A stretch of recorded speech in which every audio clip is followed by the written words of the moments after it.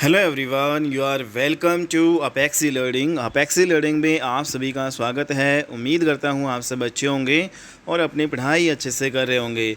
आज की पॉलिटी की क्लास में दोस्तों हम आगे अपना टॉपिक कवर करेंगे। आप सभी जानते हैं कि पिछली क्लास में हम जो आपकी पार्लियामेंट्री जो प्रोसीडिंग होती है, किस प्रकार से जो है संसदीय जो प्रक्रिया आपकी होती है उसको हम डिस्कस कर रहे थे, जिसमें हम इम्पोर्टेंट यहाँ पे प्रश्नकाल, इसके अलावा शून्यकाल और हमारा अविश्वास प्रस्ताव के बारे में डिस्कस किया था। आज की क्लास में हम जो है विश्वास प्रस्ताव जो आपका आगे हम इस टॉपिक को कंटिन्यू करते हैं। विश्वास प्रस्ताव क्या होता है, कॉन्फिडेंस मोशन क्या होता है, उसके बारे में हम डिस्कस करेंगे। तो यहाँ पे जब हम देखते हैं कि भाई इसमें जो विश्वास जो प्रस्ताव है इसमें भाई ओनली इंट्रोड्यूस इन लोकसभा, केवल और केवल इसको लोकसभा में इंट्रोड्यूस किया जा सकता है। भाई विश्वास प्रस्ताव आप सभी जानते हैं, विश्वास प्रस्ताव और विश्वास प्रस्ताव इसको लोकसभा में इंट्रोड्यूस किया जाता है। और जब किसी की जो सरकार बनती है तो उसको लोकसभा में बहुमत प्राप्त मतलब होना चाहिए। ठीक है, अगर किसी भी सरकार को लोकसभा में बहुमत प्राप्त नहीं है तो वहाँ पे सरकार आपकी गिर सकती है।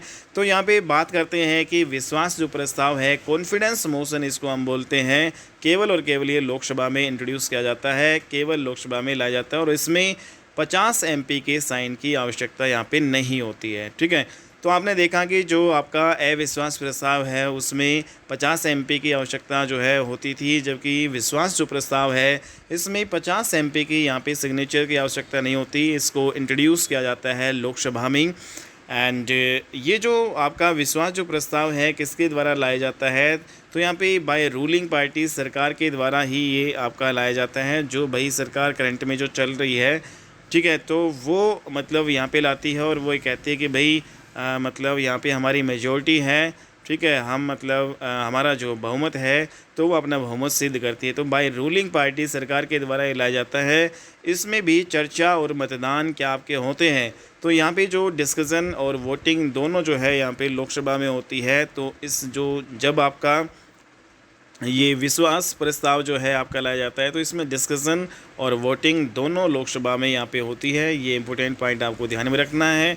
इसके अलावा इसमें गवर्नमेंट आपकी गिर जाएगी अगर सरकार की मेजॉरिटी यहाँ पे नहीं है। ठीक है, तो अगर सरकार की भाई मेजॉरिटी नहीं है, सरकार का अपना बहुमत नहीं है, तो उसकी भाई मेजॉरिटी यहाँ पे गिर जाए, मतलब सरकार जो है वो क्या हो जाएगी, गिर जाएगी। ठीक है, तो यहाँ पे विश्वास जो प्रस्ताव है उसमें भी आपकी सरकार क्या हो जाती है भाई, गिर जाती है सरकार। ठीक है, नेक्स्ट यहाँ पे यह मंत्री परिषद के खिलाफ लाया जाता है। तो विश्वास प्रस्ताव किसके खिलाफ लाया जाता है, मंत्री परिषद जो आपकी होती है। आप सभी जानते हैं कि जो मंत्री परिषद है वो सामूहिक रूप से किसके प्रति आपकी उत्तरदायित्व होती है, लोकसभा के बहुमत के प्रति उत्तरदायी होती है। ठीक है भाई, तो यहाँ पे इनका जो कलेक्टिव रिस्पॉन्सिबल है जो मंत्री परिषद का, वो किसके टुवर्ड्स होता है भाई, लोकसभा के प्रति होता है।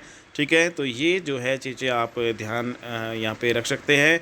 नेक्स्ट यहाँ पे, और अगर हम इनका जो बात करें व्यक्तिगत रूप से जो एक इसके प्रति रिस्पॉन्सिबल होते हैं, ये व्यक्तिगत रूप से इंडिविजुअल रूप से रिस्पॉन्सिबल होते हैं भाई प्रेसिडेंट के प्रति। ठीक है, तो यहाँ पे हमने देखा कि आर्टिकल नंबर जो है 75 का क्लोज नंबर 3, इसमें सरकार का बढ़ना गिरना लोकसभा के बहुमत पर निर्भर करता है। तो कोई भी सरकार है उसका बनना गिरना किसके ऊपर डिपेंड करता है, लोकसभा के बहुमत पे डिपेंड करता है। अगर लोकसभा का बहुमत है तो कोई भी सरकार यहाँ पे बन जाएगी। जैसे आप प्रेजेंट में देख रहे हैं कि भाई जो नरेंद्र मोदी जो की जो सरकार है, तो आज जो 2024 के जो इलेक्शन आपके ये हुए हैं, तो इसमें पूरी आपकी बहुमत जो बीजेपी पार्टी ने हासिल नहीं किया है, किसी भी पार्टी ने बहुमत हासिल नहीं किया है। हालांकि यहाँ पे गठबंधन की जो सरकार आपकी बनी है, ठीक है, और लगभग जो है 292 प्लस जो है एनडीए की जो आपकी इसमें जो बहुमत से यहाँ पे सरकार अब बनेगी। ठीक है, तो इस प्रकार से भाई आप ये ध्यान रख सकते हो कि 75 का क्लोज नंबर 3 उसमें क्या कहा गया है कि सरकार का बढ़ना गिरना किसके ऊपर डिपेंड करता है, यह आपका डिपेंड करता है लोकसभा की बहुमत पर, मेजॉरिटी ऑफ द लोकसभा। ठीक है, तो यहाँ पे बात करें कि कब कब आपका ये लाया जाता है।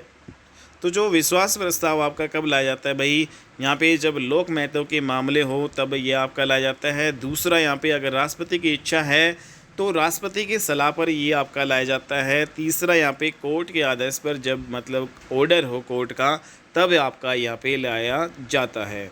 ठीक है, तो हमने देखा कि जो विश्वास प्रस्ताव है वो आपका किसकी देन है भाई? विश्वास जो प्रस्ताव है ये आपका भारत की देन है, जबकि अविश्वास जो प्रस्ताव है भाई किसकी देन है? ब्रिटेन की देन है।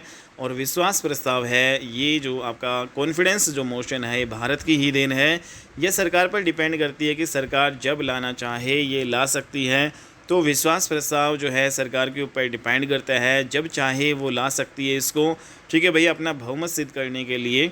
नेक्स्ट यहाँ पे जब एक बार कॉन्फिडेंस मोशन या फिर नॉन कॉन्फिडेंस मोशन आपका लाया जाता है तो दोबारा से जो है 6 महीने से पहले ये नहीं लाया जा सकता। तो वेरी वेरी इंपॉर्टेंट यहाँ पे क्वेश्चन बनता है भाई, जब भी आपका अविश्वास प्रस्ताव और विश्वास प्रस्ताव जो है दोनों ये मतलब जब भी लाए जाते हैं तो 6 महीने के अंतराल के बाद में ही ये दोबारा आपके लाए जा सकते हैं। तो 6 महीने से पहले ये दोबारा यहाँ पे नहीं लाए जा सकते। ये इंपॉर्टेंट पॉइंट आपको ध्यान में रखना है। नेक्स्ट यहाँ पे बात करें कि जो विश्वास जो प्रस्ताव है उसके द्वारा किसकी सरकार जो आपकी गिरी गई थी। ठीक है, तो यहाँ पे चौधरी चरण सिंह जो है आपके इम्पोर्टेंट हैं। चौधरी चरण सिंह की सरकार विश्वास प्रस्ताव से पहली बार गिरी थी। तो पहली बार जो है किसकी जो है सरकार विश्वास प्रस्ताव मतलब से गिरी थी। तो इसमें जो आपका चौधरी चरण सिंह जो आपके प्रधानमंत्री थे, हमारे भूतपूर्व प्रधानमंत्री, तो इनकी सरकार जो है ये विश्वास प्रस्ताव जो है आपकी इससे गिर गई थी, जिनमें नीलम संजीव रेड्डी ने चौधरी चरण सिंह से कहा कि भाई आप अपना कॉन्फिडेंस मोशन साबित करें। तो यहाँ पे जो चौधरी चरण सिंह को पता था कि भाई उनका बहुमत नहीं है, तो उससे पहले इन्होंने अपना रिजाइन दे दिया था, अपना इस्तीफ़ा दे दिया था। तो यहाँ पे इम्पोर्टेंट पॉइंट आपको ध्यान में रखना है कि चौधरी चरण सिंह ऐसे जो है पीएम है या फिर इनकी जो सरकार थी, चौधरी चरण सिंह की जो सरकार थी, ये एकमात्र जो पहली जो आपकी सरकार जो आपकी विश्वास प्रस्ताव से गिरी थी। इसमें नीलम संजीव रेड्डी ने जो है कहा था कि भाई आप अपना जो है विश्वास जो है प्रस्ताव जो वो साबित करें। तो लेकिन जो है ये साबित नहीं कर पाए थे, लेकिन उससे पहले ही साबित करने से पहले ही चौधरी चरण सिंह इन्होंने अपना रिज़ाइन दे दिया था, क्योंकि जानते थे कि भाई उनके पास बहुमत तो है ही नहीं। ठीक है, तो यहाँ पे आप देख सकते हैं कि भाई विश्वास प्रस्ताव से यहाँ पे अब तक जो कौन सी सरकार गिरी है, तो यहाँ पे चौधरी चरण सिंह जो आपके प्रधानमंत्री थी उनकी सरकार आपकी विश्वास प्रस्ताव जो है आपका कॉन्फिडेंस मोशन जो है के द्वारा आपकी गिरी थी। जबकि नॉन कॉन्फिडेंस मोशन जो अविश्वास प्रस्ताव के द्वारा कौन कौन सी सरकारें यहाँ पे गिरी थी, इसमें जो वीपी सिंह जो आपके पीएम थे, ठीक है, इनकी सरकार गिरी अविश्वास प्रस्ताव से। उसके बाद में मोरारजी देसाई की जो सरकार जो है आपकी गिरी, अटल बिहारी वाजपेयी की सरकार भी अविश्वास प्रस्ताव के कारण आपकी गिरी थी, और एसडी देवगौड़ा। ठीक है, तो ये ऐसे जो 4 इम्पोर्टेंट यहाँ पे प्राइम मिनिस्टर हैं, प्रधानमंत्री हैं, जिनकी सरकार भाई अविश्वास प्रस्ताव के कारण गिरी थी। VP Singh, Morarji Desai, Atal Bihari, SD Deve Gowda. इसके अलावा जो विश्वास प्रस्ताव से जो सरकार गिरी थी वो चौधरी चरण सिंह जी की गिरी थी। तो very very important question, exam point of view से काफ़ी ज़्यादा इंपॉर्टेंट भाई आपका ये क्वेश्चन है। ठीक है, नेक्स्ट यहाँ पे जो पार्लियामेंट्री प्रोसीडिंग में हम पढ़ेंगे सेंस्योर मोशन क्या होता है भाई, निंदा प्रस्ताव क्या होता है। ठीक है, जिस प्रकार से विश्वास प्रस्ताव ऐसे विश्वास प्रस्ताव होता है, तो इसमें निंदा प्रस्ताव भी आपका एक होता है। तो ये आपका किस में इंट्रोड्यूस किया जाता है, तो यहाँ पे 2 हाउसेज हमारे लोकसभा और राज्यसभा में, इसमें जो इंट्रोड्यूस इन लोकसभा, तो लोकसभा में ये इंट्रोड्यूस किया जाता है और इसमें 50 एमपी के साइन की ज़रूरत यहाँ पे नहीं होती है। ठीक है भाई, तो जब इसको इंट्रोड्यूस किया जाता है तो 50 जो आपके जो सांसद हैं उनके सिग्नेचर के यहाँ पे इसमें ज़रूरत नहीं होती। निंदा प्रस्ताव में आपका केवल ये लोकसभा में इंट्रोड्यूस किया जाता है, लोकसभा में आपका ये किया जाता है। ठीक है, या अपोजिशन पार्टी के द्वारा आपका लाया जाता है। तो क्या ये किसके द्वारा लाया जाता है, निंदा प्रस्ताव। भाई प्रेजेंट में जैसे कोई भी सरकार है, तो अगर वो सही तरीके से जो है काम नहीं कर रही तो उसका मतलब निंदा कौन करेगा, अपोजिशन पार्टी ही करती है। ठीक है, तो इस प्रकार से निंदा जो प्रस्ताव है अपोजिशन पार्टी द्वारा लाया जाता है। जो विरोधी जो पार्टी होती है, एक जिसकी सरकार बन रही है और एक दूसरी जो विरोधी पार्टी जो होती है उसके द्वारा लाया जाता है आपका censure motion. Very very important. क्या इसमें जो है सरकार आपकी गिरती है निंदा प्रस्ताव में? तो इसमें सरकार आपकी नहीं गिरती है। तो ये इंपॉर्टेंट पॉइंट है भाई, निंदा प्रस्ताव में सरकार नहीं गिरती है। हमने देखा कि अविश्वास प्रस्ताव और विश्वास प्रस्ताव है उसमें सरकारें गिर जाती थी, जबकि यहाँ पे जो निंदा प्रस्ताव है इसमें सरकार नहीं गिरती है। इसमें सरकार की नीतियों की निंदा यहाँ पे की जाती है। सरकार जो पॉलिसी सरकार ने बना रखी है उनकी सही ढंग से वो नहीं कर रही है। तो भाई आपको यहाँ पे ये इंपॉर्टेंट पॉइंट ध्यान में रखना है कि जो सरकार की जो पॉलिसीज़ हैं उनकी निंदा इसमें की जाती है, ठीक है। तो ये आपको ध्यान में रखना है, सेंसर मोशन निंदा प्रस्ताव। तो इसमें जो बात करें कि जो आपकी क्या इसमें चर्चा और मतदान आपके होते हैं, तो इसमें चर्चा जो है और मतदान दोनों होते हैं। तो यहाँ पे जो चर्चा और मतदान दोनों इसमें होते हैं भाई, ठीक है। और नेक्स्ट यहाँ पे बात करें, ठीक है, तो इसमें वोटिंग आपकी होती है। अगला इम्पोर्टेंट जो पॉइंट आपका निंदा जो प्रस्ताव है यह मंत्री परिषद या किसी एक मंत्री के खिलाफ लाया जाता है, ठीक है। तो निंदा भाई हम पूरी मंत्री परिषद की भी कर सकते हैं और कोई भी एक पर्टिकुलर जो मंत्री है, अगर यहाँ पे जैसे वित्त जो मंत्री है वो सही प्रॉपर तरीके से अपनी पॉलिसीज़ यहाँ पे अप्लाई नहीं कर पा रहा है तो यहाँ पे उसकी निंदा होगी। या फिर अगर मतलब पूरी सरकार के डिपार्टमेंट ही सही तरीके से पॉलिसीज़ पे काम नहीं कर रहे हैं तो यहाँ पे पूरी मंत्री परिषद की भी यहाँ पे निंदा की जाती है। तो इस प्रकार से निंदा जो प्रस्ताव है मंत्री परिषद या एक मंत्री के खिलाफ यहाँ पे लाया जाता है। इसमें कारण बताना जो आपका ज़रूरी होता है, ठीक है। तो जो निंदा करेंगे तो भाई जैसे कोई भी सही तरीके से पॉलिसीज़ काम नहीं कर रहा है तो इसमें उससे कारण पूछा जाता है, भाई क्यों आप मतलब इस पॉलिसीज़ को सही ढंग से अप्लाई नहीं कर रहे, तो इसमें जो कारण यहाँ पे रीज़न पूछा जाता है। लेकिन एक नैतिक बाध्यता यहाँ पे बन जाती है सरकार की, अगर निंदा प्रस्ताव पास हो जाता है तो एक नैतिकता के कारण सरकार को इस्तीफ़ा दे यहाँ पे देना चाहिए या सरकार को अपने मंत्री को हटा देना चाहिए। लेकिन ये कोई ज़रूरी नहीं है कि भाई सरकार जो है अपनी जो सरकार जो है इस्तीफ़ा दे या फिर मंत्री जो है वो इस्तीफ़ा दे। तो यहाँ पे हालांकि जो है नैतिकता के आधार पर यहाँ पे निंदा प्रस्ताव अगर पास हो जाता है भाई तो उसमें सरकार की ये नैतिकता बनती है कि भाई सरकार को इस्तीफ़ा देना चाहिए, या कोई भी डिपार्टमेंट है जैसे वित्त मंत्रालय या वित्त मंत्री है वो सही प्रॉपर तरीके से काम नहीं कर रहा है तो उसको मतलब उसकी नैतिकता ये बनती है कि भाई उसको अपना इस्तीफ़ा दे देना चाहिए। लेकिन यहाँ पे ज़रूरी यहाँ पे नहीं होता है, ठीक है। तो इस प्रकार हम कह सकते हैं कि जो निंदा प्रस्ताव उसमें सरकार आपकी नहीं गिरती है, लेकिन नैतिकता के रूप में देखें तो यहाँ पे सरकार आपकी गिर सकती है, ठीक है। नैतिकता को यहाँ पे लेता हूँ। तो नेक्स्ट यहाँ पे जो इम्पोर्टेंट यहाँ पे टर्म हम देखेंगे ध्यानाकर्षण जो प्रस्ताव होता है एक आपका कॉल अटेंशन मोशन। तो यहाँ पे जो कॉल अटेंशन ध्यान आकर्षण मतलब यहाँ पे ध्यान खींचना, कोई भी जो है चीज़ है, कोई भी जैसे करंट में मुद्दा चल रहा है तो उस मुद्दे पे सरकार का ध्यान जो है मतलब लाना कि भाई आप इस मुद्दे पे ध्यान दीजिए और मतलब एक्शन लीजिए एक प्रॉपर तरीके से। तो इस प्रकार से एक ध्यानाकर्षण प्रस्ताव होता है, कॉल अटेंशन मोशन होता है। तो इसको इंट्रोड्यूस जो है दोनों हाउसेज़ में किया जा सकता है, लोकसभा या राज्यसभा दोनों हाउसेज़ में इसको इंट्रोड्यूस किया जा सकता है, ठीक है। तो यहाँ पे हमने देखा निंदा प्रस्ताव, जो विश्वास प्रस्ताव, अविश्वास प्रस्ताव जिनको लोकसभा में इंट्रोड्यूस किया जा सकता था, जबकि ध्यानाकर्षण जो प्रस्ताव है इसमें इसको हम किसी भी हाउस में इंट्रोड्यूस कर सकते हैं, लोकसभा हो या फिर राज्यसभा हो, ठीक है भाई। और ये जो ध्यानाकर्षण जो प्रस्ताव है किसके द्वारा लाया जाएगा भाई, अपोजिशन पार्टी के द्वारा लाया जाएगा। क्योंकि अगर कोई सरकार सही प्रॉपर तरीके से मतलब कोई भी जैसे मुद्दा चल रहा है उसको सही तरीके से उस पर एक्शन नहीं ले रही है तो भाई यहाँ पे हम मतलब जो अपोजिशन पार्टी वाले कहते हैं कि भाई आप इस मुद्दे पे जो है एक्शन लीजिए और सही तरीके से इसको सुचारू रूप से हैंडल कीजिए।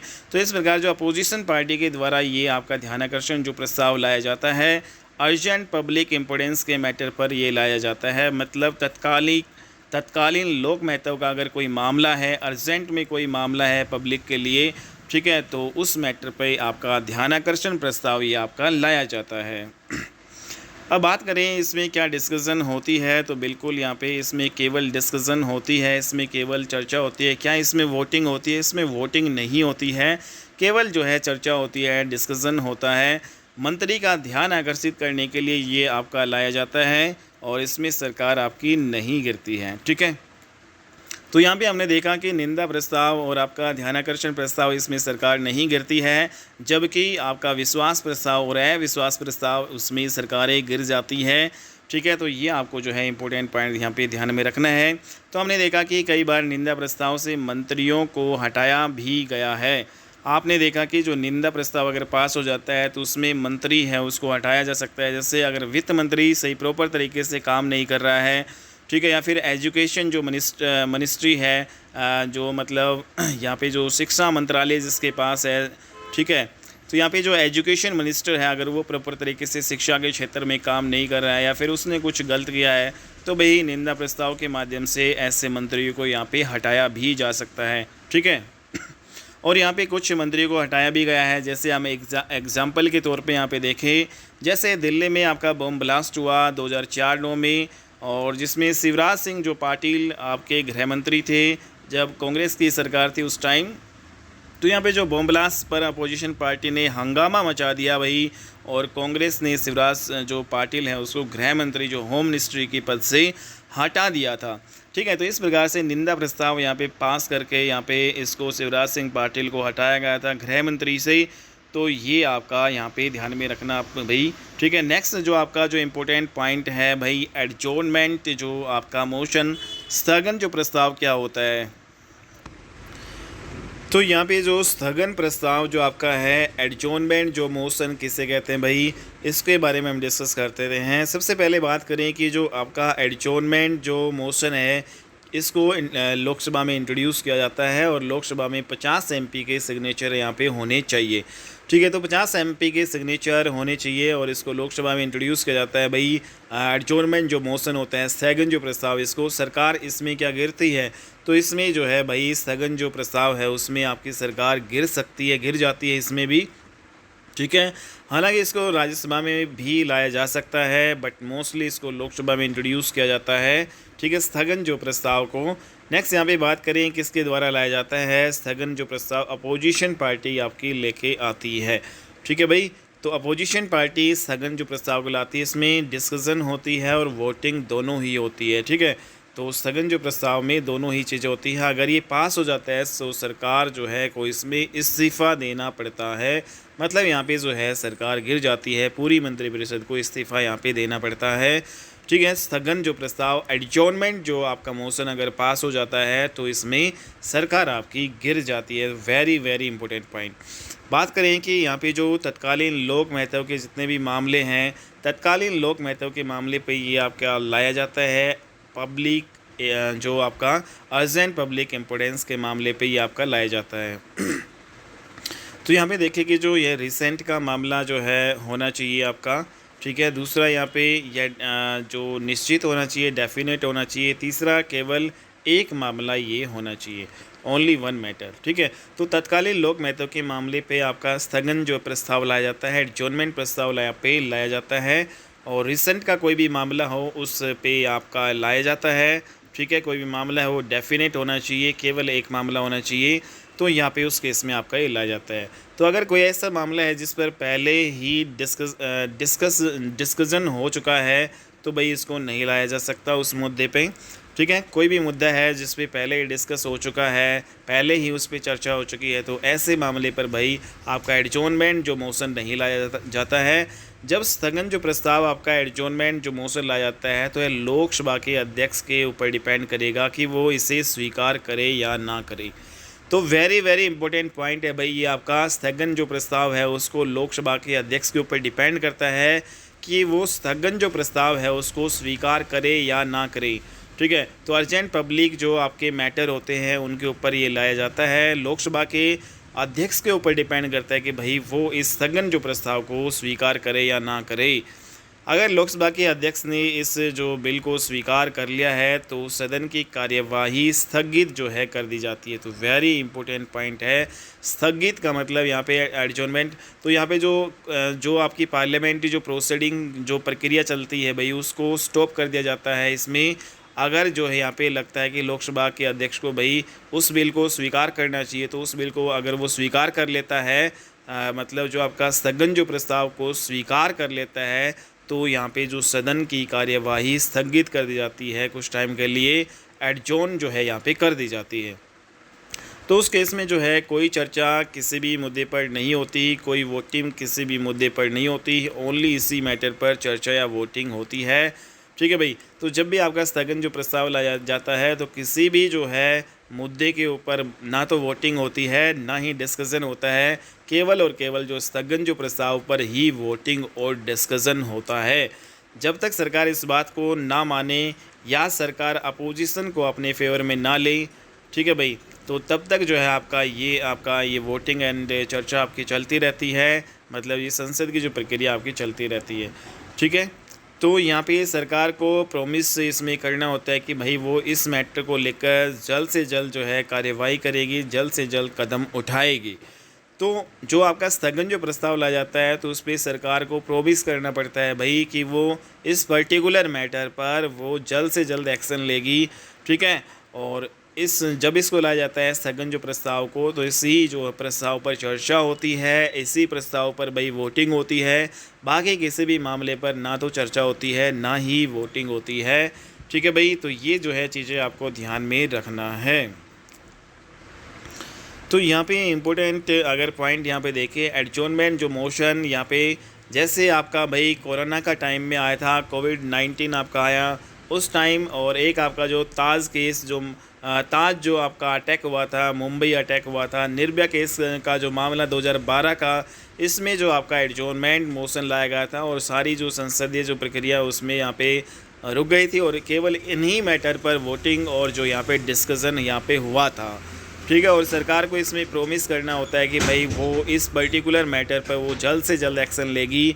ठीक है, अपोजिशन पार्टी के द्वारा ये आपका लाया जाता है। तो वेरी वेरी इंपॉर्टेंट यहाँ पे पॉइंट्स हैं भाई, ये आपको ध्यान में रखने हैं। तो यहाँ पे हमने देखे इसमें संसदीय जो प्रक्रिया है वो आपकी स्थगित कर दी जाती है, किसी भी अन्य मुद्दे पर डिस्कशन यहाँ पे नहीं होता है। अगर ये जो है पास हो जाता है, क्योंकि वोटिंग भी इसमें होती है। ठीक है, तो यहाँ पे जो स्थगन जो प्रस्ताव है उसमें वोटिंग होती है, अगर वोटिंग के द्वारा ये पास हो जाता है तो सरकार को यहाँ पे इस्तीफ़ा देना पड़ जाएगा। ठीक है, तो यहाँ पे एडजॉर्नमेंट जो मोशन है अगर वो पास हो जाता है तो भाई उसमें सरकार को इस्तीफ़ा यहाँ पे देना पड़ जाता है। ठीक है, तो स्थगन जो प्रस्ताव है, एडजॉर्नमेंट जो प्रस्ताव, उसमें भी सरकार आपकी गिर जाती है, इसलिए एडजॉर्नमेंट मोशन पर भी सरकार यहाँ पे गिर जाती है। ठीक है भाई, तो यहाँ पे हमने देखा कॉल अटेंशन मोशन और एडजॉर्नमेंट जो मोशन दोनों ही आपके तत्कालीन लोक महत्व के मामले पर लाए जाते हैं, इसलिए एडजॉर्नमेंट मोशन को कॉल अटेंशन मोशन जो यहाँ पे सीमित करता है, लिमिटेड करता है।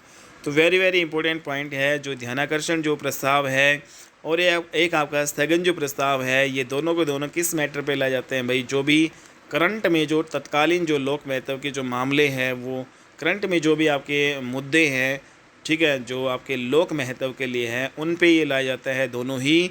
ठीक है, इसलिए एडजॉर्नमेंट जो मोशन को कॉल अटेंशन मोशन यहाँ पे सीमित करता है, लिमिटेड करता है। तो यहाँ पे हमने देखा एडजॉर्नमेंट मोशन जो है लाना आसान नहीं होता, जबकि कॉल अटेंशन मोशन लाना यहाँ पे बिल्कुल आसान होता है। ठीक है, दोनों ही अपोजिशन पार्टी के द्वारा लाए जाते हैं ये, लेकिन एडजॉर्नमेंट जो मोशन है वो लोकसभा के अध्यक्ष के ऊपर डिपेंड करता है कि भाई वो इस जो है मतलब प्रस्ताव को ले या ना ले, उसी के ऊपर डिपेंड करता है। ठीक है, तो यहाँ पे हो गया ये जो इम्पोर्टेंट पॉइंट्स आपके। नेक्स्ट यहाँ पे मूव करते हैं, अगला जो आपका मोशन है कटौती प्रस्ताव। तो यहाँ पे कट मोशन होता है, तो कट मोशन भाई आपके 3 टाइप के होते हैं। तो पहला आपका होता है नीति कटौती प्रस्ताव, जिसको हम पॉलिसी कट मोशन बोलते हैं। दूसरा आपका है यहाँ पे सांकेतिक कटौती मोशन, जिसको टोकन कट मोशन बोलते हैं। तीसरा आर्थिक कटौती प्रस्ताव, जिसको हम इकोनॉमिक कट मोशन बोलते हैं। तो ये 3 प्रकार के कटौती प्रस्ताव है, नीतिगत, सांकेतिक और आर्थिक। ठीक है भाई, यहाँ पे policy cut motion, token cut motion और इकोनॉमिक कट मोशन 3 टाइप के आपके ये हैं। सबसे पहले बात करें यहाँ पे जो कटौती प्रस्ताव जो है आपका कब रखा जाता है। ठीक है, इसकी बात कर लेते हैं। तो जब बजट को रखा जाता है भाई, कटौती प्रस्ताव कब रखा जाता है, जब आपका बजट को रखा जाता है तो वित्त मंत्री द्वारा जब बजट को रखा जाता है तो बजट में अलग अलग मंत्रालयों की जो है मांग होती है, जिसे हम क्या कहते हैं भाई, डिमांड कहते हैं। डिमांड ऑफ ग्रांट्स मीन्स अनुदानों की मांग इसको कहा जाता है। ठीक है, हर एक मंत्रालय भाई अनुदानों की मांग करता है, डिमांड ऑफ ग्रांट्स की मांग करता है। तो यहाँ पे आर्टिकल नंबर 113 है, उसमें डिमांड ऑफ ग्रांट्स की जो मांग की जाती है। तो वेरी वेरी इंपॉर्टेंट आर्टिकल 113 में क्या है भाई, डिमांड ऑफ ग्रांट्स मीन्स अनुदानों की मांग जो है इसमें की जाती है। तो यहीं पर जब अनुदानों की मांग की जाती है तो अनुदान या जो पैसा है ऐसे नहीं मतलब दिया जाता। आपका जो अनुदान है मतलब यहाँ पे जो पैसे हैं वो ऐसे नहीं जाती, इस पे जो आपकी डिस्कशन होता है, इस पे वोटिंग होती है पहले, ठीक है। इसलिए भारत की संचित निधि से अगर कोई भी पैसा निकाला जाता है तो उस पर संसद की मोहर लगनी यहाँ पे ज़रूरी होती है। इसके लिए विनियोग विधेयक, जिसको हम अप्रोप्रिएशन बिल हम बोलते हैं, तो विनियोग विधेयक पास होता है जो आर्टिकल 114 के तहत होता है। विनियोग का मतलब होता है खर्चा, ठीक है। तो यहाँ पे जो आपका विनियोग विधेयक जो है आर्टिकल 114 के तहत आपका होता है। तो हमारा जो बजट है वो दो तरह की बात करता है। एक आपका रिवेन्यू मीन्स राजस्व की बात करता है। मीन्स यहाँ पे रिवेन्यू का मतलब पैसा भाई कहाँ से आएगा, रेवेन्यू कहाँ से जनरेट होगा, ठीक है। दूसरा यहाँ पे विनियोग की बात करता है। विनियोग का मतलब यहाँ पे हम खर्चे से कह सकते हैं कि भाई किस पर जो है कितना खर्चा आपका होगा, ठीक है, किस डिपार्टमेंट में कितना खर्चा होगा, ये आपका है, ठीक है भाई। तो ये दो चीज़ें आपकी हैं। अलग अलग मंत्रालय ने जो पैसे की मांग जो है कि भाई बजट के रूप में की जाती है, भाई डिफरेंट आपके जो मंत्रालय होते हैं, जैसे होम मिनिस्ट्री है या फिर आपका जो फाइनेंस मिनिस्ट्री है, एजुकेशन मिनिस्ट्री है, स्पोर्ट्स मिनिस्ट्री है, या फिर मतलब इस प्रकार से जो आपके हैं। तो अलग अलग मंत्रालयों ने जो पैसे की मांग बजट के रूप में की, तो इसके लिए हम एक विनियोग विधेयक जो है यहाँ पे पास करते हैं। तो विनियोग विधेयक जो आर्टिकल 114 के तहत आपका ये होता है। और जब ये विनियोग विधेयक आपका जो है पास हो जाता है तो इसका मतलब ये है कि भाई भारत सरकार संचित निधि means consolidated fund of India से पैसा निकाल सकती है। तो इस प्रकार से भारत सरकार जो है डायरेक्ट ऐसे नहीं निकाल सकती भाई कंसोलिडेटेड फंड ऑफ इंडिया से जो पैसा आपका। तो यहाँ पे जो विनियोग विधेयक है वो आपका पास होता है और उसके पास होने के बाद में ही आपका ये पैसा भारत सरकार निकाल सकती है। तो ये है भाई आपका। तो यहाँ पे डिमांड ऑफ ग्रांट्स अनुदानों की मांग को लेकर डिस्कशन आपकी दोनों हाउसेज लोकसभा राज्यसभा में होती है, बट वोटिंग सिर्फ आपकी होती है भाई लोकसभा में। तो वेरी वेरी इंपॉर्टेंट पॉइंट है भाई, डिमांड ऑफ ग्रांट्स जो आपकी अनुदानों की मांग को लेकर डिस्कशन, हालांकि जो चर्चा है दोनों हाउसेज में होती है, लेकिन वोटिंग सिर्फ और सिर्फ इसमें आपके लोकसभा में होती है, ठीक है। तो वेरी इंपॉर्टेंट पॉइंट। नेक्स्ट यहाँ पे जब लोकसभा में वोटिंग होती है तो लोकसभा का अध्यक्ष यहाँ पे 26 दिन का टाइम यहाँ पे देता है। तो ये इंपॉर्टेंट पॉइंट है भाई, 26 दिन का टाइम देता है लोकसभा में जब वोटिंग होती है। और यहाँ पे 26 दिनों में अनुदानों की मांग पर डिस्कशन और वोटिंग यहाँ पे हो जानी चाहिए, ठीक है। तो 26 दिन का यहाँ पे टाइम होता है कि भाई डिमांड ऑफ जो ग्रांट्स हैं आपके जो अनुदानों की मांग को लेकर भाई किस डिपार्टमेंट को कितना यहाँ पे बजट देना है, ठीक है। तो उसको लेकर यहाँ पे 26 दिन का यहाँ पे टाइम दिया जाता है लोकसभा के अध्यक्ष के द्वारा। और उस 26 दिन के टाइम पीरियड के दौरान भाई अनुदानों की मांग को लेकर, डिमांड ऑफ ग्रांट्स की मांग को लेकर डिस्कशन भी हो जाना चाहिए भाई। अगर आपको कोई डिस्कस करना है या फिर वोटिंग जो होनी है वो भी आपकी हो जानी चाहिए, ठीक है। तो यहाँ पे चर्चा और वोटिंग जो है दोनों आपकी हो जानी चाहिए। लेकिन कई बार यहाँ पे होता है कि बहुत से मैटर ऐसे होते हैं जिन पर कोई डिस्कशन नहीं हो पाता है, लेकिन आखिरी जो दिन होता है आपका, जो 26 दिन का इसमें टाइम दिया जाता है, आखिरी जो दिन होता है तो 26वां जो दिन होता है तो उसमें बिना किसी डिस्कशन के यहाँ पे इसको जो है आपका पास कर दिया जाता है। और जब बिना डिस्कशन के लास्ट डे में इसको पास कर देते हैं भाई, इसी को ही बोला जाता है गिलोटिन प्रक्रिया, गिलोटिन प्रोसेस इसको बोला जाता है, ठीक है। तो गिलोटिन प्रोसेस के द्वारा जो है यहाँ पे अनुदानों की मांग को लेकर यहाँ पे बजट पास कर दिया जाता है, ठीक है। तो यहाँ पे हमने देखा कि जब डिमांड ऑफ ग्रांट्स पर डिस्कशन होता है तो अपोजिशन पार्टी क्या करती है, कटौती प्रस्ताव भी यहाँ पे रखती है कि भाई हम इतना जो है मतलब हम इस आइटम या सर्विस पर इतना पैसा यहाँ पे नहीं देना चाहते हैं, ठीक है। तो ये आपका इम्पोर्टेंट पॉइंट है भाई, जब डिमांड ऑफ ग्रांट्स अनुदानों की मांग पर डिस्कशन होता है तो अपोजिशन जो पार्टी कटौती प्रस्ताव यहाँ पे रखता है। तो कटौती प्रस्ताव किसके द्वारा रखा जाता है भाई, अपोजिशन पार्टी के द्वारा। और इसमें जो है कहता है कि भाई जो भी आइटम सर्विस है उस पर हम इतना पैसा यहाँ पे नहीं देंगे, तो ऐसा यहाँ पे होता है, ठीक है। तो ये चीज़ें आपको ध्यान में रखनी है। नेक्स्ट जो हमारा जो मोशन आता है policy cut motion. Policy cut motion जिसको हम नीतिगत कटौती प्रस्ताव बोलते हैं। तो पॉलिसी कट मोशन जिसको हम क्या बोलते हैं भाई, नीतिगत जो आपका कटौती प्रस्ताव। तो सरकार की नीति, इसमें क्या होता है कि सरकार की जो नीतियाँ होती है, ठीक है, बजट का विरोध किया जाता है इसमें अपोजिशन पार्टी के द्वारा। तो ये भी आपका जो नीतिगत कटौती प्रस्ताव अपोजिशन पार्टी के द्वारा सरकार की जो पॉलिसीज़ है, जो बजट है, उसका विरोध किया जाता है। अगर ये नीतिगत कटौती प्रस्ताव पास हो जाए, ठीक है भाई, जो नीतिगत जो कटौती प्रस्ताव है वो पास हो जाए तो लोकसभा में, तो इसका मतलब सरकार पर दबाव बन जाता है, मतलब सरकार को इस्तीफ़ा यहाँ पे देना पड़ेगा। तो यहाँ पे नीतिगत जो कटौती प्रस्ताव है उसमें भी भाई सरकार आपकी गिर सकती है, ठीक है, सरकार को इस्तीफ़ा देना पड़ जाता है, ठीक है, क्योंकि इसमें लोकसभा में आपका जब ये पास हो जाता है तो इसका मतलब सरकार पर भाई दबाव बन जाता है और सरकार को यहाँ पे इस्तीफ़ा देना पड़ता है। तो नीतिगत कटौती प्रस्ताव अगर पास हो जाता है तो इसमें सरकार आपकी गिर जाती है। मीन्स अपोजिशन पार्टी अगर नीतिगत कटौती प्रस्ताव को पास करवा देती है, इसका मतलब रूलिंग पार्टी का बहुमत नहीं है, इसका मतलब जो है सरकार आपकी गिर जाएगी, ठीक है। तो ये सारी चीज़ें आपको ध्यान में रखनी है। तो यहाँ पे हमने देखा कि जो टोटल बजट में जो डिमांड ऑफ ग्रांट्स की बात की गई है उसको उसको यहाँ पे 1 रुपया करने की बात की जाती है कि भाई हम बजट में कोई भी रुपया नहीं देना चाहते, हम सिर्फ आपको 1 रुपया देंगे। इसी को पॉलिसी कट मोशन कहा जाता है। तो पॉलिसी कट मोशन आपको समझ में आ गया होगा भाई, जब टोटल बजट में जो भी डिमांड ऑफ ग्रांट्स की बात की जाती है तो उसमें 1 रुपया देने की बात की जाती है कि भाई हम बजट में कोई भी रुपया नहीं देंगे, हम सिर्फ आपको 1 रुपया देंगे। इसी को ही पॉलिसी कट मोशन यहाँ पे कहा जाता है। अगला जो आपका टोकन कट मोशन है भाई, ठीक है, यहाँ पे अगला क्या है, टोकन सांकेतिक जो है कटौती प्रस्ताव। इसमें क्या भाई, इसमें किसी भी जो आइटम या जो सर्विस है उसका बजट में विरोध किया जाता है, ठीक है। तो टोकन कट मोशन में क्या होता है, किसी भी आइटम सर्विस में जो बजट है उसमें विरोध किया जाता है, ठीक है। तो यहाँ पे जो सांकेतिक जो कट मोशन का मतलब पर्टिकुलर किसी भी सेवा के लिए जितनी भी डिमांड ऑफ ग्रांट्स की गई है उसमें से 100 रुपये कम करने की बात की जाती है। इसी को ही हम सांकेतिक कट मोशन यहाँ पे कहते हैं, ठीक है।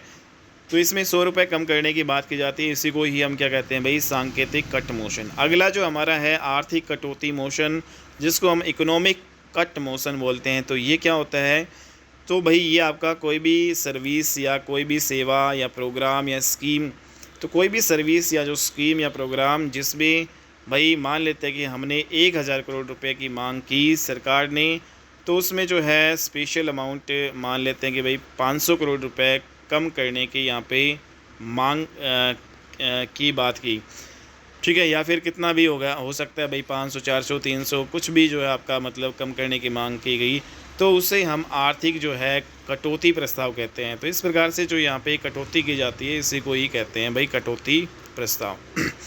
तो आर्थिक कटौती प्रस्ताव, इकोनॉमिक कट मोशन, भाई कोई भी सर्विस या कोई भी स्कीम है उसमें भाई मतलब जैसे हमने जितने भी रुपए की मांग सरकार से की तो उसमें कुछ स्पेशल अमाउंट जो है वो कम करने की बात यहाँ पे की जाती है, तो उसी को ही आर्थिक कटौती प्रस्ताव यहाँ पे कहते हैं। नेक्स्ट यहाँ पे आपका है समापन प्रस्ताव, जिसको हम क्लोजर मोशन बोलते हैं। भाई क्लोजर मोशन 4 टाइप का होता है। एक आपका होता है साधारण समापन प्रस्ताव, सिंपल क्लोजर मोशन। दूसरा आपका होता है घटकों द्वारा समापन प्रस्ताव, जिसको हम कंपार्टमेंट क्लोजर मोशन बोलते हैं। तीसरा आपका कंगारू समापन प्रस्ताव, जिसको हम CCM जो है यहाँ पे बोलते हैं। तीसरा आपका गिलोटिन समापन प्रस्ताव, जिसको हम GCM हम बोलते हैं, ठीक है, गिलोटिन आपका समापन प्रस्ताव। तो ये जो है अगर कोई भी बिल रखा जाता है तो बहस आपकी होती है, डिस्कशन के बाद वोटिंग हो जाती है, तो इसी को ही हम क्लोजर मोशन कहते हैं। तो यहाँ पे क्लोजर मोशन क्या होता है भाई, कोई भी जैसे बिल हमने रखा तो उस पर बहस होगी, उस पर डिस्कशन होगा, डिस्कशन के बाद में वोटिंग होती है, तो इसी को ही हम क्या कह देते हैं, क्लोजर मोशन का कहते हैं। नेक्स्ट आपका साधारण समापन जो प्रस्ताव है इसको हम क्या कहेंगे भाई, जैसे इसमें कोई भी बिल है उस पर बहस होती है, फिर आपकी वोटिंग होती है, और इसी को ही हम साधारण समापन जो है प्रस्ताव कहते हैं, ठीक है। किसी भी बिल या विधेयक पर बहस जब होती है और उसके बाद में फिर वोटिंग होती है, इसको हम साधारण समापन प्रस्ताव कहते हैं। नेक्स्ट आपका घटकों द्वारा समापन प्रस्ताव क्या होता है? घटकों द्वारा समापन प्रस्ताव, इसमें जैसे कि कोई भी जो बिल या विधेयक है तो उसको घटकों, घटक मीन्स यहाँ पे पार्ट्स, ठीक है। तो जो पार्ट होते हैं पार्टों में डिवाइड करके मतलब देखा जाता है, पार्टों में डिवाइड कर दिया जाता है, फिर अलग अलग पार्ट पर बहस की जाती है, फिर उसके बाद में वोटिंग की जाती है। इसी को ही हम घटकों द्वारा समापन प्रस्ताव कहते हैं। ठीक है भाई, तो घटकों द्वारा समापन प्रस्ताव आपको समझ में आ गया होगा। कोई भी जो बिल आप लगा सकते हैं उसमें भाई पार्ट होते हैं, ठीक है। कोई भी बिल है उसको हम पार्ट में डिवाइड कर लेते हैं और फिर अलग अलग जो पार्ट पर बहस होती है, फिर वोटिंग होती है, ठीक है। तो इसी को ही हम क्या कहते हैं भाई? घटकों द्वारा समापन प्रस्ताव। नेक्स्ट आपका कंगारू समापन प्रस्ताव क्या होता है भाई? इसमें कोई भी जो बिल है उस पर महत्वपूर्ण पॉइंट्स पर बहस होती है, फिर उसके बाद वोटिंग होती है, इसको हम कहते हैं भाई, और फिर ये जो है आपका पास कर दिया जाता है, तो इसको हम कहते हैं कंगारू समापन प्रस्ताव। ठीक है।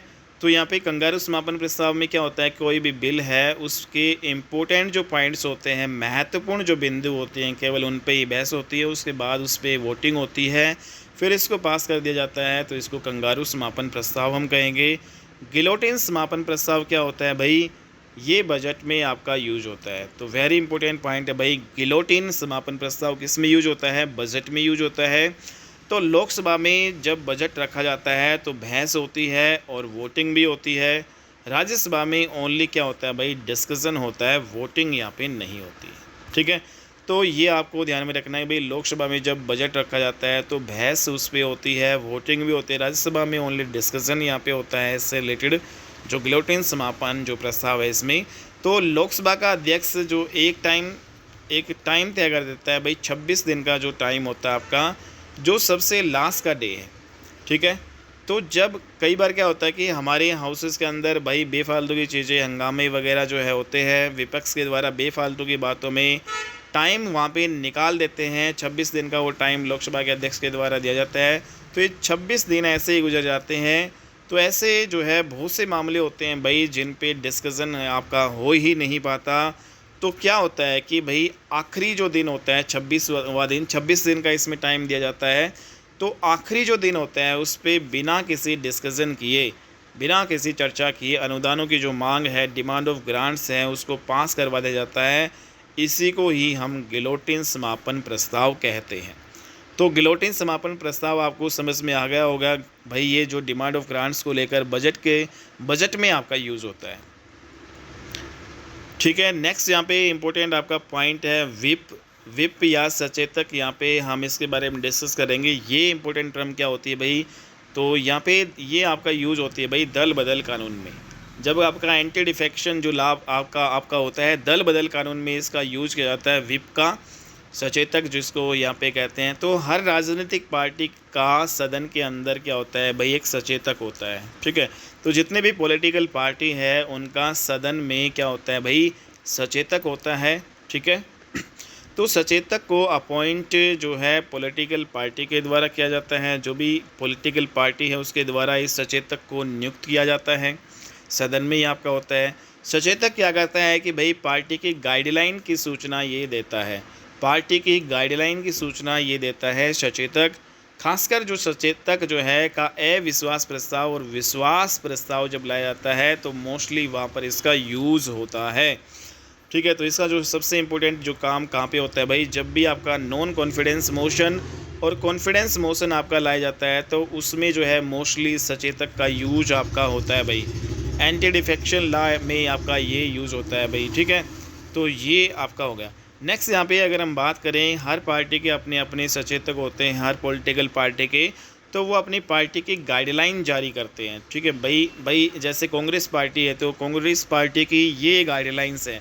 तो हर पार्टी अपनी गाइडलाइंस जो है वो जारी करती है कि भाई आपको सदन में उपस्थित होना है और आपको यहाँ पर वोटिंग करनी है। तो इस प्रकार से जो है गाइडलाइन जो है प्रत्येक जो है पॉलिटिकल पार्टी की होती है। ठीक है, कि भाई आपको यहाँ पे उपस्थित होना है और यहाँ पे वोटिंग करनी है। लेकिन कई बार क्या होता है कि अगर पार्टी की गाइडलाइन सचेतक द्वारा जारी करने के बाद भी अगर फिर भी उस पार्टी का जो कोई सदस्य है सदन के अंदर नहीं आता है या पार्टी के खिलाफ वो वोटिंग कर देता है तो उसके खिलाफ भाई व्हिप जो है जारी कर दिया जाता है। तो क्या जारी किया जाता है? व्हिप। तो व्हिप किसके खिलाफ जारी किया जाता है ये आपको समझ में आ गया होगा। और जब व्हिप जारी होती है तो भाई दल बदल कानून का यहाँ पे प्रयोग कर दिया जाता है। तो जब व्हिप जारी होती है तो दल बदल कानून आपका यहाँ पे लागू होता है। तो ये इंपॉर्टेंट पॉइंट आपको समझ में आ गया उम्मीद करता हूँ। नेक्स्ट यहाँ पे व्यवस्था का जो पर्सन होता है, पॉइंट ऑफ ऑर्डर का मतलब क्या होता है, एक इम्पोर्टेंट टर्म ये आती है। तो भाई इसे व्यवस्था का पर्सन भी कहते हैं। इसमें क्या होता है कि सदन प्रक्रिया के अनुसार कार्य नहीं करता है तो उसको इसमें लाया जाता है। जब सदन जो है प्रक्रिया के अनुसार कार्य नहीं करता है तब इसको लाया जाता है व्यवस्था का पर्सन, पॉइंट ऑफ ऑर्डर ये आपका लाया जाता है।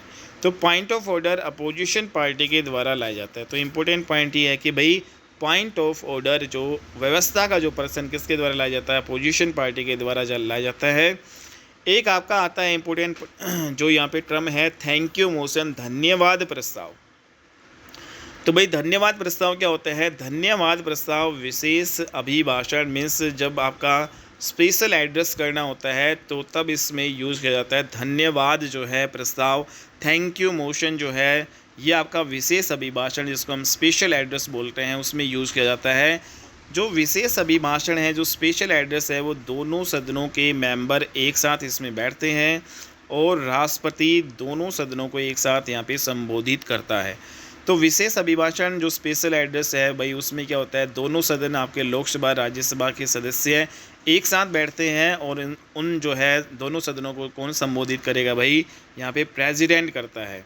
ठीक है, तो प्रेसिडेंट जो इसमें जो संबोधित करता है तो दोनों सदनों को एक साथ ये जो प्रेसिडेंट संबोधित करता है और सरकार के जो भी विज़न है, जो भी प्लान है, अचीवमेंट्स हैं, उपलब्धियां हैं, उसके विषय पर भाई राष्ट्रपति को भाषण देना होता है।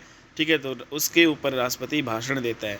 तो ये जो स्पेशल जो एड्रेस है, ये स्पेशल जो एड्रेस है ये भाई जिसकी सरकार होता है उसके द्वारा ही ये बनाया जाता है और राष्ट्रपति जो है को इसको यहाँ पे दोनों सदनों को यहाँ पे एक साथ बैठा के यहाँ पे उसको देना होता है। तो हमने यहाँ पे देखा जो अभिभाषण जो है उसको कैबिनेट सचिवालय द्वारा लिखा जाता है। इसका मतलब यह सरकार का ही भाषण होता है।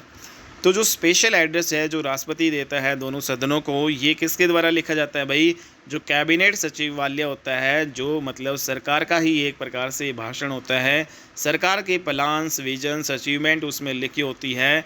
तो जो विशेष अभिभाषण होता है वो या तो भाई साल का पहला सत्र होता है तब आता है, या फिर कोई भी नई सरकार जो आपकी गठित होती है तो जो पहला सेशन होता है तब आपका विशेष अभिभाषण लाया जाता है। राष्ट्रपति के अभिभाषण देने के बाद एक धन्यवाद प्रस्ताव आपका ये लाया जाता है। ठीक है, तो ये चीज़ें आपको समझ में आ गई होगी भाई। विशेष अभिभाषण कब लाया जाता है, या तो साल का जो पहला सत्र होता है, पहला जो सेशन होता है साल का, या फिर भाई जैसे अभी 2024 में हमारी सरकार बनी है एनडीए की, तो इसमें जो पहला जो सेशन होगा इस नई सरकार का, जो भी पहला सेशन होगा कभी भी आपका हो सकता है। अभी जैसे जब भी आपका ये सेशन होगा तब जो विशेष अभिभाषण है, स्पेशल एड्रेस कौन देगा भाई, प्रेसिडेंट देगा। दोनों सदनों को साथ बैठा के एक साथ देता है और फिर इसके बाद में जो है धन्यवाद प्रस्ताव आपका लाया जाता है, थैंक यू मोशन लाया जाता है। तो यहाँ पे हमने देखा कि हमारा जो 1 फरवरी को बजट रखा जाता है, बजट को लाने के लिए हम समर सेशन लाते हैं। ठीक है, तो इम्पोर्टेंट पॉइंट है हमारा जो बजट है वो कब रखा जाता है भाई, 1 फरवरी को। और बजट को लाने के लिए समर सेशन जो आपका ग्रीष्म जो सत्र जो आपका लाया जाता है। जब समर सेशन आता है, ठीक है, तो साल का पहला सेशन आपका कौन सा होता है, समर सेशन ही होता है, जो ग्रीष्म सत्र ही पहला। तो समर सेशन आता है तो राष्ट्रपति क्या करता है भाई, दोनों सदनों को एक साथ विशेष रूप से एक स्पेशल स्पीच यहाँ पे देता है। ठीक है, तो यहाँ पे जो स्पेशल जो एड्रेस जो है प्रेसिडेंट करता है, ठीक है, साल का जो पहला जो सेशन आपका होता है उसमें। उसके बाद बजट यहाँ पे रख दिया जाता है। बजट रखने के बाद आगे की जो है प्रक्रिया आपकी चलती है। लोकसभा राज्यसभा दोनों सदनों में पक्ष विपक्ष बहस करते हैं, डिस्कशन करते हैं, थैंक यू मोशन जो है आपके इसके ऊपर। तो धन्यवाद प्रस्ताव अगर पास नहीं होता है तो सरकार गिर जाएगी इस पे भी। तो वेरी इंपॉर्टेंट पॉइंट है भाई, धन्यवाद प्रस्ताव अगर पास नहीं होता है तो इस पर भी सरकार आपकी गिर जाएगी। तो ये इंपॉर्टेंट पॉइंट आपको ध्यान में रखना है, ठीक है। तो थैंक यू मोशन पर जो यहाँ पे अगर पास नहीं होता है तो सरकार इसमें गिर जाती है। नेक्स्ट यहाँ पे बात करें कि भाई जो पक्ष विपक्ष आपस में डिस्कशन करते हैं, तो राष्ट्रपति ने जो स्पीच दिया है उस पर ठीक है, तो फिर उसके बाद में प्रधानमंत्री धन्यवाद देते हैं और वहाँ पर वोटिंग भी होती है लोकसभा में। चर्चा के बाद जो डिस्कशन है लोकसभा में, डिस्कशन के बाद में वोटिंग होती है, ठीक है। तो ये आपको ध्यान में रखना है कि जो पक्ष विपक्ष आपस में डिस्कस करते हैं, राष्ट्रपति के राष्ट्रपति ने जो स्पीच दिया है उस पर, ठीक है, डिस्कशन करते हैं, प्रधानमंत्री धन्यवाद देते हैं और वहाँ पर वोटिंग होती है, ठीक है, डिस्कशन के बाद में। तो यहाँ पे हमने देखा अगर रूलिंग जो पार्टी है धन्यवाद प्रस्ताव को पास नहीं करा पाती है तो इसका मतलब ये है कि लोकसभा में सरकार का बहुमत नहीं है, तो इस मामले पर भी सरकार को इस्तीफ़ा देना पड़ेगा। तो यहाँ पे ये सारी जो चीज़ें हैं भाई, धन्यवाद जो प्रस्ताव है उसको सरकार पास नहीं करवा पाती है तो उस पर भी सरकार को इस्तीफ़ा देना होता है, ठीक है। तो ये सारी चीज़ें हमने पढ़ ली है भाई। नेक्स्ट यहाँ पे संसदीय विशेषाधिकार हैं, ये हम अगली जो क्लास में पढ़ेंगे भाई। आज की क्लास आपकी काफ़ी ज़्यादा लंबी हो चुकी है। पार्लियामेंट्री प्रिविलेजेस ये वाला जो टॉपिक है वो हम अगली क्लास में डिस्कस करेंगे। तो आज की क्लास में इतना ही, नेक्स्ट क्लास में हम मिलते हैं और अच्छी वीडियो के साथ। तब तक के लिए bye and take care my dear friends.